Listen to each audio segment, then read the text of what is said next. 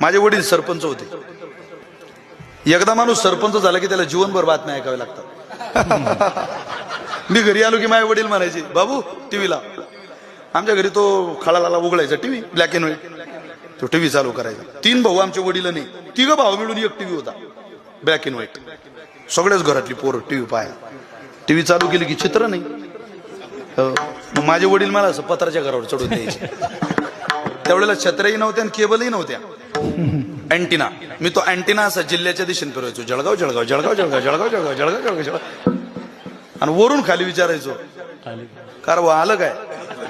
आमचा चुलत भाऊ होता, तो म्हणे मुंग्या आल्या गळ्या. इन चित्र फिरो थोडा टाइम. चित्र आल्यावर तर आनंदच प्रमाणच म्हणायचं, पुण्य फळले बहुधा दिवस भाग्य उदयाचा. पण त्यावेळेला चित्र आनंद देणार होतं.